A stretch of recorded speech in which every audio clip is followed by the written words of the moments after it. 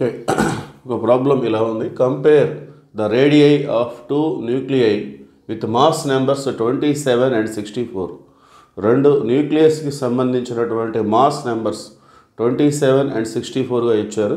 వాటి యొక్క రేడియసెస్ని మనం కంపేర్ చేసుకోవాలి, వాటి రేషియో ఏ విధంగా ఉంటుంది అని చెప్పేసి. సో ముందుగా గివెన్ మాస్ నెంబర్స్ ఈ విధంగా తీసుకుంటాం.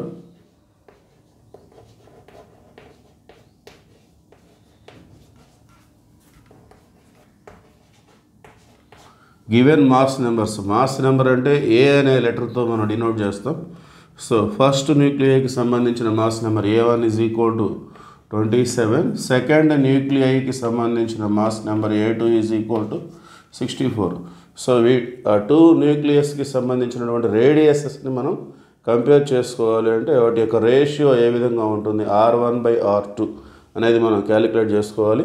మరి రేడియస్ ఆఫ్ ది న్యూక్లియైకి దాని యొక్క మాస్ నెంబర్కి ఉన్న రిలేషన్ మనం చూసినట్లయితే, since radius of the nuclei is directly proportional to cube root of the mass number.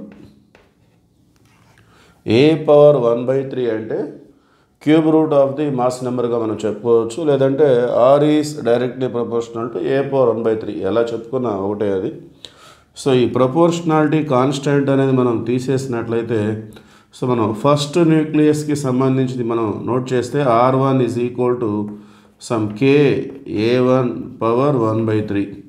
అదే సెకండ్ న్యూక్లియస్కి సంబంధించి R2 = KA2/1/3.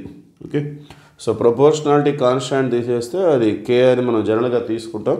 So proportionality constant అనేది యూనిక్ అది. ఓకే, సో ఇది ఫస్ట్ న్యూక్లియస్కి సంబంధించి, ఇది రెండవ న్యూక్లియస్కి సంబంధించి.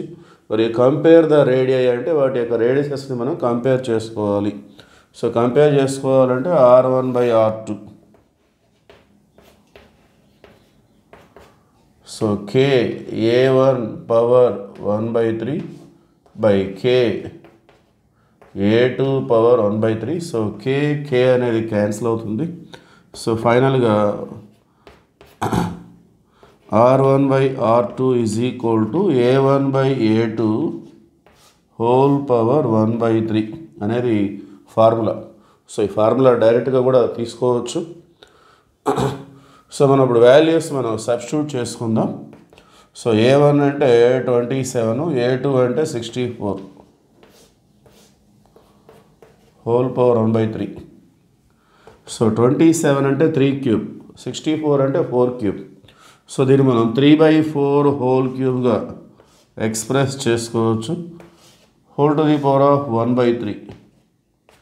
సో ఈ రెండు పవర్స్ కూడా 3, 1/3 రెండు క్యాన్సిల్ అయిపోతే, so 3/4 we get. Therefore finally R1/R2 means it is nothing but R1 is to R2. Radiuses of the two nuclei, వాటి యొక్క రేడియసెస్ యొక్క రేషియో ఏ విధంగా ఉంది అంటే 3:4. Okay, that is the answer. Okay, thank you.